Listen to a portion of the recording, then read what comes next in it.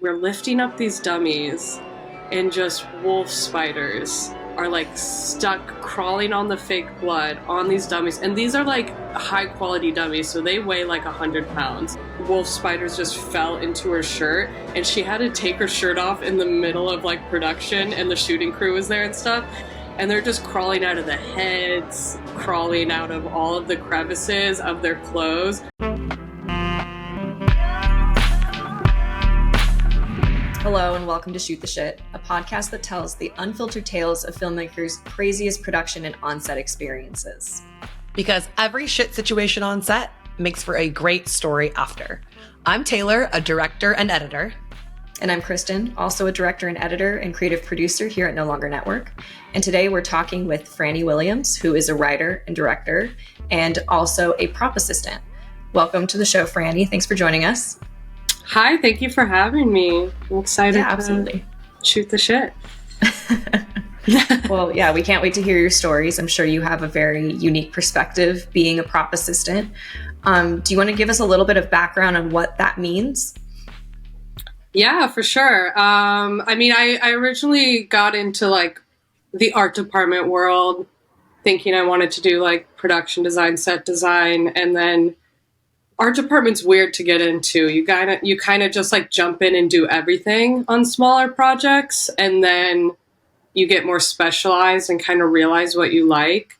And for me, that was definitely props for a long time because props is very involved on set and is kind of the most involved in terms of like art departments with other departments on set. There's a lot of collaboration between like costumes and special effects, and you work closely with the director, and props are way more important than like people realize, like the decisions that go into them and the prototypes you have to make and all of that to really like get a character right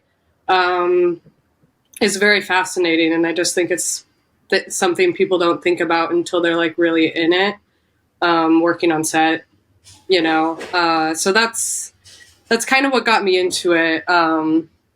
The collaboration process of it all, I really enjoyed. So nice. Yeah. I think we don't realize. I think you're totally right about not really realizing how important props are. Even being on set, you kind of like. It's kind of a strange world in which you have to identify what belongs to what department. In art department, I'm like so unfamiliar with this, but like, does a purse count as a prop, or is it part of, is that like a costume? It's like those kind of things that like live in a gray area that we normal folk don't really know. Yeah, exactly. And it's something that you don't really learn until you're thrown into it. And sometimes, like, I remember one of my first prop master jobs, I had no business getting hired for this. Someone just recommended me, and I was like, yeah, I've done props before once on a movie, and I didn't even know that wedding rings were props. And I was like, ooh, that's something they should teach you. But there's like no real, you don't like go to college for props specifically. It's just like stuff you learn along the way. And there are a lot of great resources now on the internet and stuff. But yeah, like wedding rings are props, and watches are props, but other jewelry like necklaces and stuff are costumes. And same with purses. It also depends, like once you get in the union world, there are more strict definitions, and most non-union projects try and stick with those guidelines, but a lot of them don't. Like props also does all the director's chairs that all the producers and people sit in. That. Why is that? That's interesting. I think it comes from back in the studio day. Props would do the embroidery on the chairs, and so they would take care of it. And then honestly, I'm pretty sure my union, Local 44, IATSE 44, wanted the chairs because it means more employment. So I get it from that perspective. I definitely find it a bit annoying. It's like my least favorite thing about the job. But it does, because a lot of times people will try and be like, well, why do you need 3 people in the prop department. And it's like you really do, especially for like party scenes and stuff. There's a lot going on when you get into background actors and stuff like that. And you can kind of justify it by saying that we take care of the chairs and they go on the prop truck. That's another thing people don't realize is prop trailers are huge and they're full of stuff. And sometimes it's just like 3 carts of chairs going down the middle and it's like a stuffed crazy prop trailers are really cool. Honestly, I know there are some prop masters that do like tours of their trailers on TikTok and stuff. And they're wild to see if you're not like used to it. But yeah, I think that's why we got chairs. But it is one of those things that doesn't fully make sense to me, because also on some sets, like they don't have a plan for where cast holding's going to be and stuff like that. And I've been in situations where they've definitely wanted like props to figure it out. And I'm like, that's like a location job. I don't. Yeah, exactly. It's a weird gray area with some of that, but yeah, very interesting. Clearly. Yeah. Well, I wanted to get into a story you had mentioned earlier that sounded pretty creepy, involving some bloody dummies and some not so friendly creatures. Yes. Yeah, this was a horror. Horrors are always the most interesting. They always have the craziest stories, to be honest, because a lot of times they're also like pretty low budget. This one had a decent budget, so it wasn't too bad. But we were working in like a remote area of Big Bear, like in the woods, and we had to set up this whole scene of like really realistic, top of the line special effects dummies, cover them in blood. Like there had to have been like 30 to 40 of these dummies, and we would hang them from trees off of rope and stuff like that. It was supposed to look like they were like cannibalized, situation. So we set that all up like the day before. And special effects blood is like sticky and like sugary. There's something like bugs enjoy about it. Oh boy. So they shoot the scene and all of that. And then we have to go retrieve all of them. And by that time, it was pitch black. The crew was shooting all over these woods in Big Bear. So we were changing locations constantly and dealing with props at other locations in the woods and like having to come clean this up. Pitch black. Locations didn't leave us any lights. Everyone was spread pretty thin, so I kind of get it. But like, yeah, the sun was setting. We started with a little light, and then it got pitch black. Was this a super creepy place to be? Yes, dark with all these dummies hanging. Yes, and no one it was just us prop people there. No one from the crew except for the snake wrangler.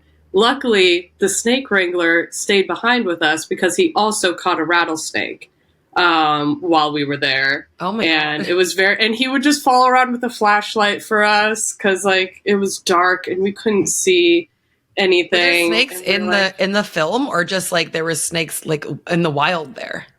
Just in the wild. And that's a pretty normal thing in Los Angeles to whenever you're shooting outdoors.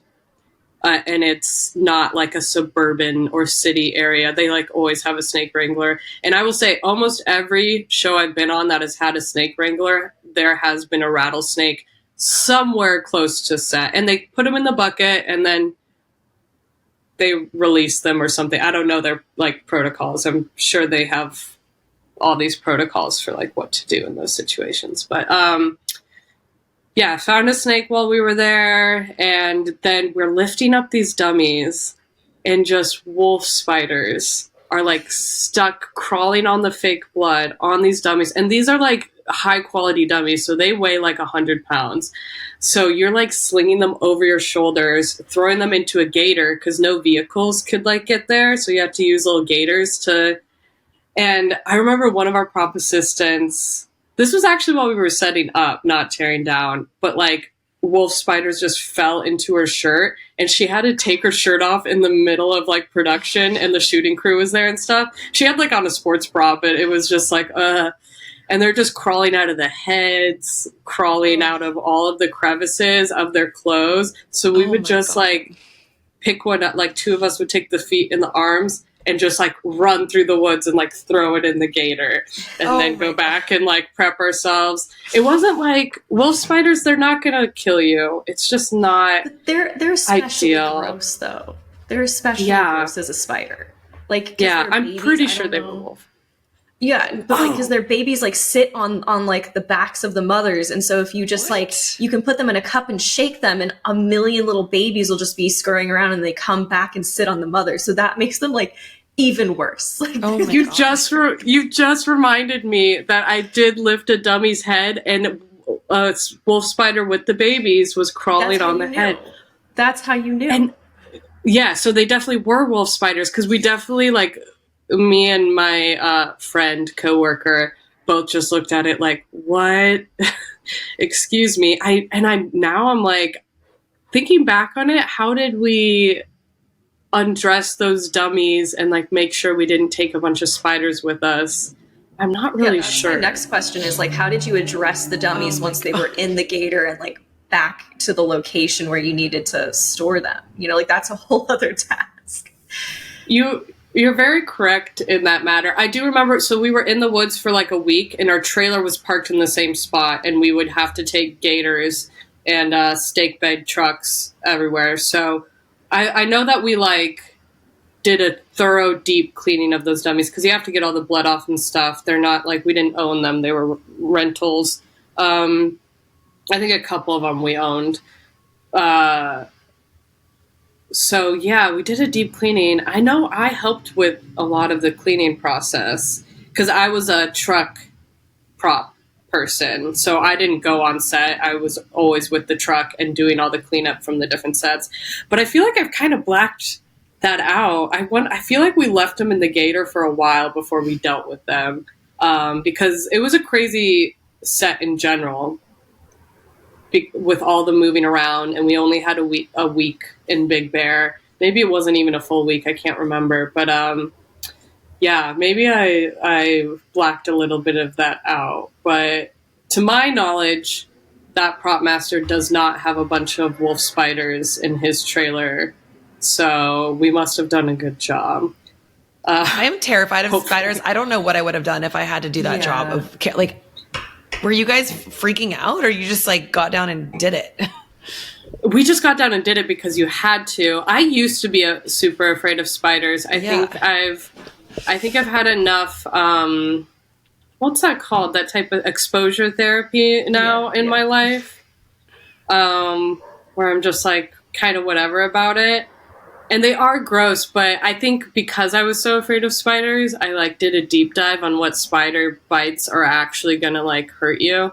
And it's not, humans are resilient. Most spiders aren't going to like affect us, but I still don't want to like, I feel like I'd be okay with having a spider bite, not knowing that a spider like was on me. You know what I mean? It's them on you that is the worst. It's just creepy. It's just witnessing them. They're very strange looking, and it's just it's very unsettling. It's not nice. Yeah, I don't enjoy it.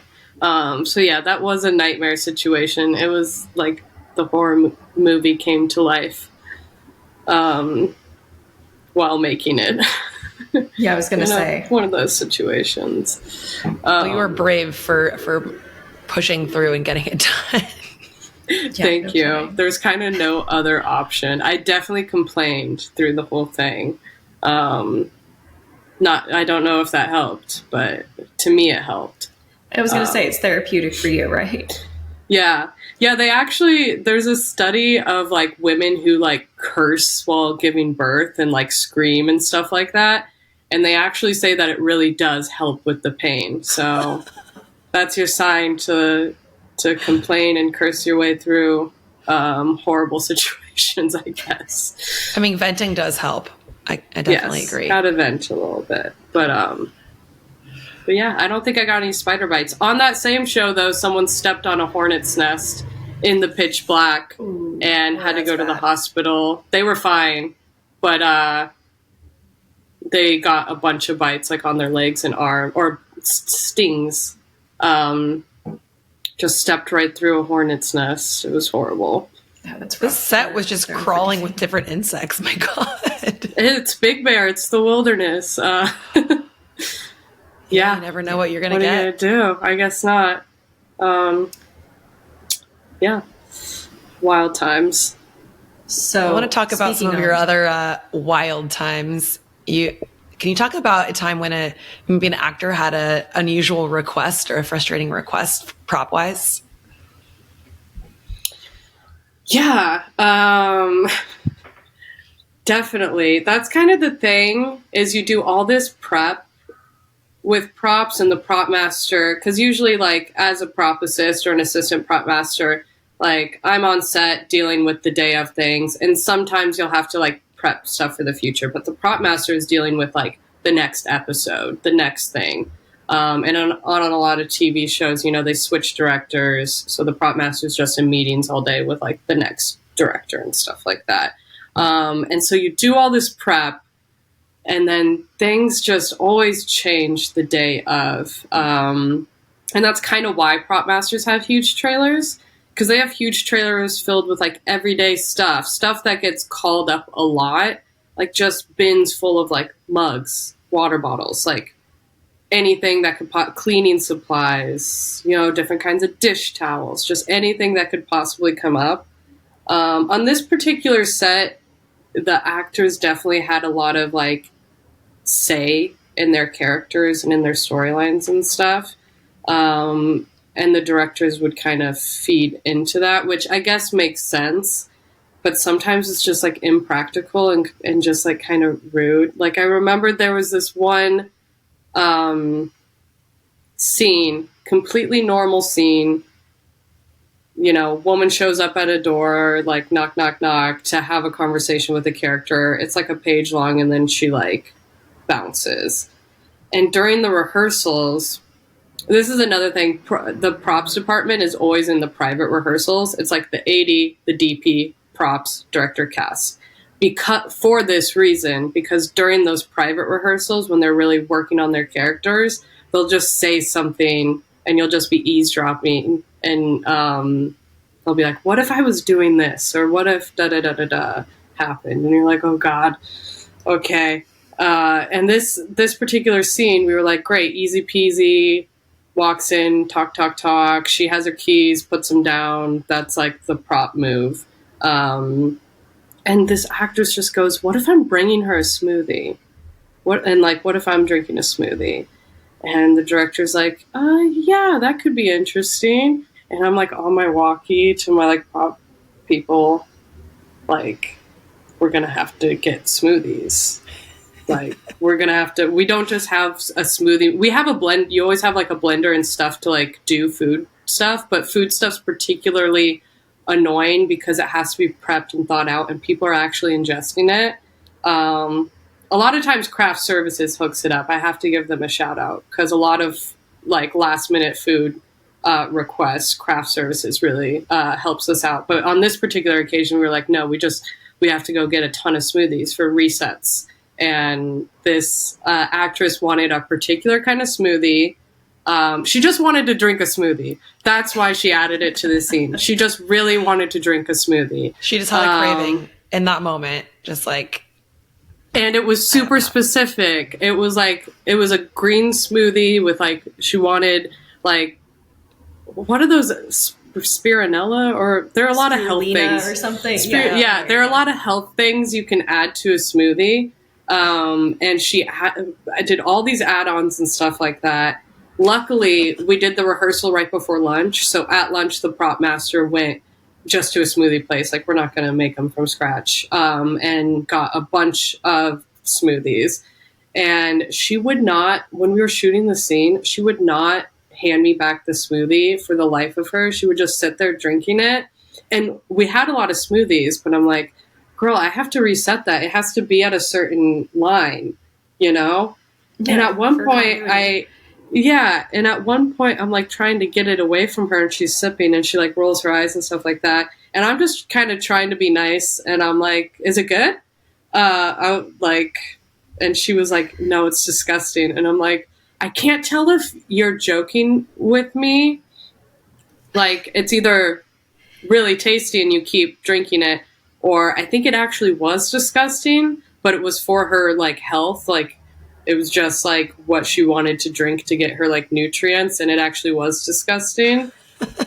But either way, I was just like, weird response. Never like, yeah. Sounds a little ungrateful. The actors had a little too much pull on that show, but it makes sense why. I definitely get it. But so are you guys just constantly annoying. Like dumping out smoothies, trying to get them at the right level every time you reset? And yeah, you know, usually we would just have another smoothie to like set the line at the top. Yeah, exactly. She drank a lot of smoothie that day. I'm quite impressed. I hope that she feels very healthy because of it. She probably does, and good for her. I just can't believe she was like, it's disgusting. And I'm like, cool. After you guys jump through all these hoops to get it. Yeah, or you're joking and I just can't tell because she was a hard one to read, for sure. Like, potentially like deadpan humor when you're not sure. Yeah, either way, exactly. One of us I was like, I don't know. Fun in the situation. Yeah, exactly. Yeah, that was an interesting show. Also on that show, a different cast member. We're way over schedule. We're at like hour 16. It's like midnight on a Friday. You know, we all just want to go home, and we're shooting this really complicated shot, but it's just two people like walking through a space. Nothing going on, just walking through a space with this really pretty jib shot. And they've shot this scene like 20 times, like done 20 takes of it. And we're just chilling, like ready to go home. Like all of our stuff's packed up. We basically have only the essentials out and everything's packed up, like ready to go when they call wrap. And over the walkie, we just hear so-and-so wants a paperclip. And we're like, what? They're walking through a warehouse. Why do we need a paperclip? And everyone's scrambling. And for some reason, like no one on the set had a paperclip. We had paperclips on our truck, which is far away. So someone's running to get our paperclip options and running back and stuff like that. And we hand her the paperclip and it's like too big. It's like this paperclip. And she wanted one of like these paperclips. Oh my God. I guess. And the whole point of it was so she could have something to fidget in her hands. And I guess that's why she wanted it to be small, so you couldn't really tell what she was doing. And we're all just watching the monitor, and she's just like fidgeting with this paperclip like this as she walks and talks. And we're like, cool. So glad we got a take of that. And then we ended up reshooting that scene like weeks later because I think the jib shot or something about the shot wasn't quite right. I don't really know. But yeah, it was wild. All of that very specific running request. Wow. Very specific and really sad that we're looking on our set cart, like where are paper clips? And then it's just like no one on set had a paper clip, which was kind of nice because even though it's silly and stupid, sometimes it kind of sucks where there's a last minute request and like another department or another random person is just like, here, we have something. And it's like, that's our department. We're supposed to have the thing right now. But if someone had randomly had a paperclip on that set, I would have been really happy to not be stressed and running around for no reason. Did the paperclip make it into the final movie? No, I don't think so. Because when we reshot it, I don't think she was fidgeting with the paperclip. Part of me sometimes wonders if we reshot that scene because the paperclip fidgeting ended up looking weird. I can't remember though. I weirdly wanted to ask, like, was the paperclip like justified, or did it feel very random in the scene to just have a paperclip? Because apparently no one had a paperclip on set, so like, why would this character have one in this scene? Yeah, it was very random. I think the point was to not see the paperclip, but more to just have something to motivate her fidgeting. So from an actor perspective, I guess I could like see it. It's just strange to me. But whatever gets you to that place. Yeah. Yeah, like, I mean, I was going to say maybe this is like rude of me to say because I'm not an actor and I don't, experience whatever an actor is going through to get there. But like, can you act like you have a very tiny paper clip that no one can see in your hands? Like, or just like fidgeting with your nails, something like, why did we need like this very practical thing that no one had on hand? Honestly, we say that all the time in the props department, like maybe act like you have it, or maybe, because like sometimes, yeah, I get that props really help people with character and stuff like that. But yeah, I think the same thing, like act like you have something in your hand. I don't know. Is that an exercise they teach you? I'm not sure, but I also I understand it. I don't want to slam acting because I love acting, but yeah, it's just bizarre. Or maybe act like you had a really good smoothie during this scene, and maybe that'll make you happier. I don't know. You just wanted a smoothie, but yeah. Does it ever happen where they request something that you guys just don't have, like the paper clip, or you guys just can't get, and you're like have to improvise and do something else? Or God, there have definitely been times. I remember one time specifically, they decided in a scene that a character was just going to be cleaning, and originally the character was definitely not cleaning. And we have cleaning supplies and stuff like that, but they really wanted her to have rubber gloves, and the gloves that we had just weren't like the vibe of this character. They were like lime green, they were practical. They weren't, because it's not something that was like ever planned out, so we don't have like cute flowery world market style cleaning gloves, but that's just one that comes to mind. I know there are definitely other situations. A lot of times it does revolve around food, I feel like all of a sudden they want someone to have some sort of snack or food in a scene where it's like, that's something that has to be planned out.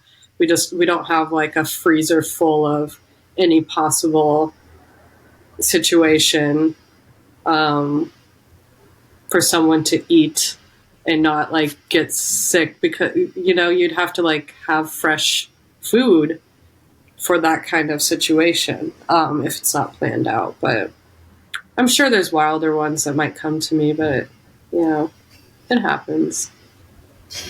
Well, in that same, I guess on that same subject, I wanted to ask you about a situation in which you were complimented on your acting on set, particularly by someone who is a considerable name in the industry. So, yeah.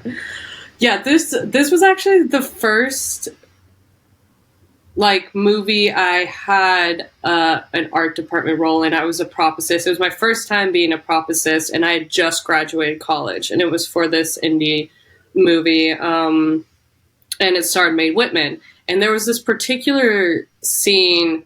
This was also pretty low budget. There weren't stand-ins, so I was kind of like, I'm a little taller than her, kind of like her height, so in some moments I would like be her stand-in for certain scenes when they were trying to get the shot set up. But this was a specific prop that kind of had a special effects element to it. There's this show called Too Much Light Makes the Baby Go Blind. And it's in New York and in Chicago. I don't know if it still exists, to be honest, but it's a sketch comedy show. Not all their sketches were comedic, but it's based on a real show.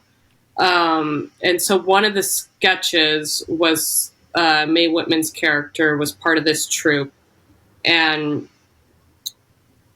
basically she had to hold two balloons and like let one go, and it's supposed to float in the air and like not move. And at one point she like cuts the string and it stays there. And so we had to weigh out the helium with magnets, and we kept having to like make sure they were balanced.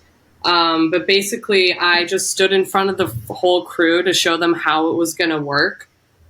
Specifically Mae Whitman, but everyone else needed to see how it was going to work. And we're in a theater, so everyone's just sitting in their seats. And I just do her monologue and show at what moment she's going to drop them and at what moment she's going to cut them, based on like how I talk to the director or the, scene descriptions. And everyone gave me a little clap, and she was so nice. And she was like, "That was great. You did a great job." And I was like, "Oh my gosh, thank you." There's always that thing, like with actors, you don't want to like give a full performance because then that feels a little weird. But I read the monologue and I did the action, and I was like, "Thank you very much." And that's how the prop's going to work. And I think it looked pretty good in the movie. God, it's been so long, I don't really remember, but I think it worked out. Were you nervous doing the monologue really cool with Mae Whitman right there and everybody watching you, or were you just ready for it? Not really, because it was a very short monologue, so It wasn't like hard to memorize. And like, I guess I had a theater background, but I also feel like I was still so fresh to the industry that I definitely had some imposter syndrome, and like I was green, so there was some nerves around just like being on a set in general, I guess. But there was also this feeling of like I haven't been in the industry long enough to be like soiled by any bad stories, really, or because now I feel like I have more anxiety now because I've seen how things can go wrong, and I see how other people can like flip their lids and the stress that is on a set. And I was so fresh then that like I just almost treated it like my peers in a way. I didn't have this idea of like any kind of hierarchy. And while, Mae Whitman, we had some stars on that set for sure, that it was still a small, pretty intimate crew. It was still pretty low budget. And it was also Chicago, which has a very different set life feel than LA a lot of times, because people in Chicago work on the same crews all the time. The world is smaller. And it feels like there's less stress in a way, on crews that are in smaller industry cities compared to LA. I don't know. I wasn't tainted by the industry yet enough to be like super nervous. It sounds like such a fun moment. I love that. Yeah, it was a fun movie. It was very fun. So the balloon was basically levitating when you cut the string, it just levitates. Yeah. Yeah, but the thing is like once you like filled them up and weighed it with the magnets, balloons don't magically hold helium. So even if they lost a little bit, we would have to do it right before. And we were just filling balloons up sometimes and they wouldn't work. And we would just keep going until we had like a good amount that would work. And then they would go luckily they shot the scene pretty quick. But it definitely was like, it was a balancing act because the balloon that worked like 30 minutes ago, no longer, the magnets to helium ratio is off. Whoa, okay. Yeah. That's super interesting. I'm always so fascinated by what props and production design have as like these crazy, crafty kind of things that you guys just have to do. It's just always so entertaining to hear about. Can you tell us about like maybe one of like the crazier builds you've had to do? Gosh. That's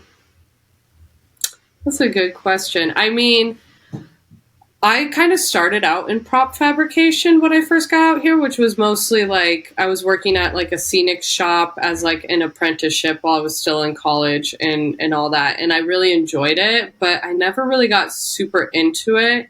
And usually the prop master works with fabricators and stuff like that. There are definitely people craftier than me. So I've been on a lot of shows where, the prop master makes like wearable claws and like all these like wearable situations, mostly for like horror movies and stuff like that. I'm trying to think specifically what I've kind of stepped away from the fabrication and prop mastering world a bit. I mostly just handle stuff on set, but I have some really crafty friends that work in props with me too. Like I know we did a lot of stuff with like doll parts and doll making for one show I worked on.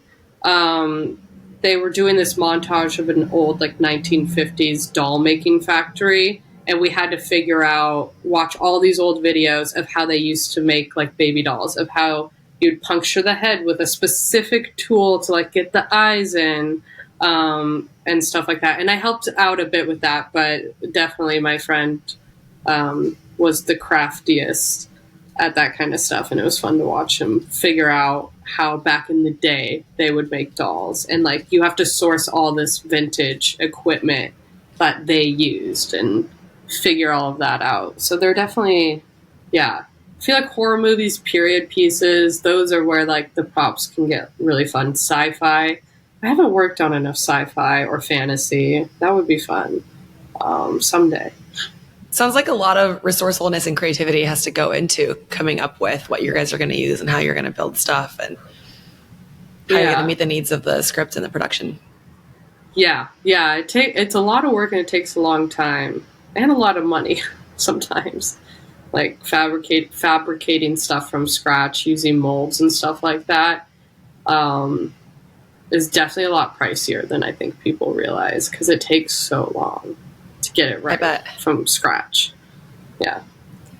I think there's also probably something, just in my experience working or collaborating with people who work in production design in general, there's just so much of an education in that as well that you need, like art history, and just there's, like, such a niche of education that's required to not only understand how to, like, be crafty, but also, and, like, create these things, but also, like, what would be used in certain time periods, like you mentioned, like sourcing the material and understanding exactly what would be used and fit it to the appropriate time period, even the character, like you mentioned, which I'm sure is something that you probably contend with a lot working in props and stuff. And I think that's something that we don't necessarily recognize a whole lot as being so very important, is the knowledge that it takes to just be in that department. Yeah, and that's the thing that was kind of scary getting into it. I remember having all these resource books for all these different things, and you think you have to know everything. And then once you really start doing it, you realize you don't really need to be an expert on everything, especially with the internet these days. But a lot of shows also have consultants for specific things, or experts. But a lot of research goes into it at the beginning. It's not like you need to go into the, like, props or the film industry having knowledge of, like, medieval times and stuff like that. Like, you spend time in prep, like, really pulling together references, doing research, knowing. And it really depends on the show too. Like, I know some period pieces are pretty lax with, like, their costumes and stuff like that being super accurate. I know Mad Men, I read an interview of the production designer where Mad Men was like, they really cared about getting the time period right to the day. They would look up, for props, they would look up, like, kitchen stuff that came out in the Sears magazine, like, a couple weeks before this specific day in the script. And they'd be like, oh, Betty Draper's character would have the new, kitchen mixer, or she would have the new thing. She would have ordered it when that catalog came out, and it would arrive for this episode. And I'm like, that's crazy. And I've definitely been, the internet's a great resource, but I've definitely been on shows where we buy old Sears catalogs and we look through them. Like, right now, I work more as a set deck buyer. I've kind of moved a little bit away from props. I'll still do it every once in a while, but now I mostly buy for set decorators. And I remember we did a show recently that had a very specific year. And just looking at all the stereos out there that were available to rent, it was like a key thing to be in the room, and just going through Sears catalogs and being like, yes, this is the one that we need. It came out, Christmas of the year prior. So he probably got it as a Christmas gift. Like, sometimes you do get specific, but there's a lot of, you have time to do that research usually. Sometimes it's a rush. You're, like, really rushing to figure things out, but you do that research as you go, which is fun. Yeah, as a buyer, do you do a lot of buying online, or are you doing a lot of going into stores and looking at stuff in person?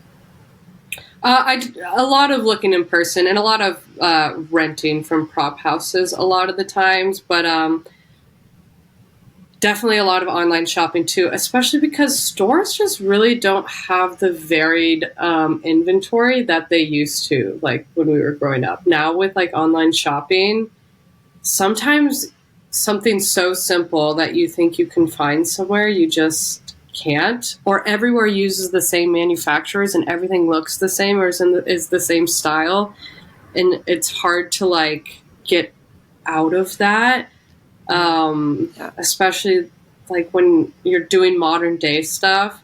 It's like Target and TJ Maxx and Marshalls, you kind of get sick of the same like home decor over and over again, and you start to like memorize stores. It's kind of sad sometimes. Like something will be brought up that seems super simple, and I'll just tell my set decorator like, oh, I know that this is not in any of those like normal box stores, that, you know, I just know that off of the top of my head. So there is a lot of online shopping, which is less fun, but it is convenient. I do a lot of thrifting though, even for modern day stuff. Lots of thrifting. You want a lived in feeling for almost any TV show or movie, unless someone has like a super modern, sleek, you know, place. We do a lot of thrifting, which is I bet there's some delightful finds on the thrifting adventures. Yeah. Oh yeah. I remember one day we were looking for little dog steps that lead to a recliner for like a little dog. They were going to have dog talent. And we wanted something like old, like we didn't want to just buy one off of Amazon. So we were trying to look in thrift stores, and we were looking in thrift stores for other stuff too. And within like an hour of each other, the other buyer and I are both at a thrift store that have like the perfect dog steps. And we're like, what are the odds? This does not happen. This is such an odd thing. And they were like older and a little dingier. And we're like, how do we both find dog steps at thrift stores in the same hour? It's wild. That is, I would not expect you to find that. No. Well, before we wrap up, do you want to share any sort of like pearls of wisdom or like learnings that you've kind of learned or taken away from your career so far? Yeah, honestly, I don't even know if I'm wise enough to like give wisdom, but I definitely think like working in this industry and having talks like this, it's just really beneficial to everyone, people who want to work on set, people who are working on set, because I think a lot of times we get so in our own world and in our own head on set. It's a stressful environment. A lot of things can come up that we don't have like a full understanding of each other, like other departments. Like you might work on set for years and years and years, like understand all of the other departments. I have friends in every department, but there are always those little nuances, that little challenges for other departments that you don't realize and you don't see and you don't think about. And I think it's kind of part of the camaraderie to be able to talk about like your horrible experiences or things someone would have never, you know, thought of, because we see people in high stress situations all the time on set, and it's so easy to judge someone on like how they handle stressful situations. And I think the longer you work on sets, the better and worse your attitude can get, depending on, you know, the examples that have been set for you in your own department and seeing it in other people, because it's really easy for negativity to spread on a set.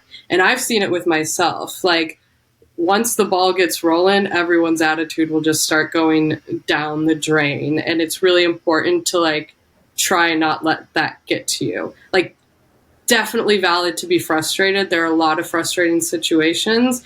We don't have a great work-life balance when we're on a set for a long period of time, like months and months and months, 16-hour days. Our work-life balance is horrible. And like our personal life, there might be problems out the wazoo that we just have no control over because we can't even like see a doctor or go to the dentist, you know?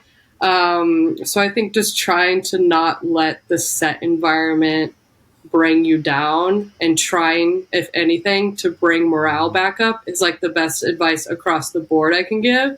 And I've definitely not always been that person.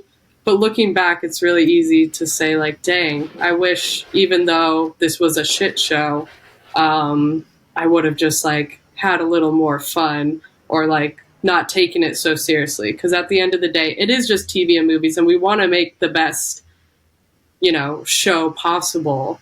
But all you can do is the best your department can do. And you want to be that fun, good attitude department on set to keep morale high. That's really it. Most important. I love that. Important. That's good advice. Yeah. It is hard to not let negative energy get to you because you feel it. But I love that of just trying to be the person that brings the positivity even when things get chaotic. Yeah. Yeah. I know you guys have had a lot of like ADs on set and stuff or on your podcast. Yeah. And that's just a job where like, it's hard not to look like the bad guy. And I've met so many wonderful ADs who still manage to have a good attitude when you're always the bad guy, but also you're taking on like most of the stress. And I just applaud them because I'm like, oh, I'm not built for that at all. Like that job is just so tough. And it's really great when they lead a crew with positivity.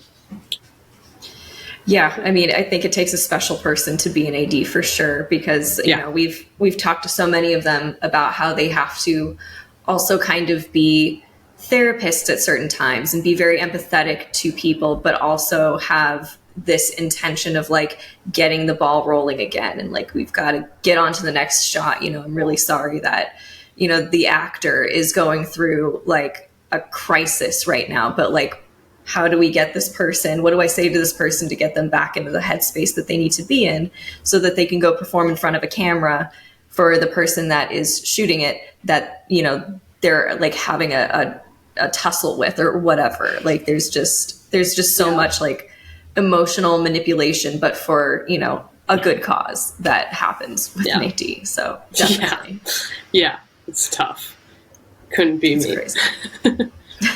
Yeah. Well, oh, were you going to say something, Frannie? Oh, don't want to chop you off. No. Well, I was just going to say with that, we want to wrap it up here. And Frannie, I want to ask you before we close out, if there's anything you want to share that you're working on or anywhere online that people can follow you on social media.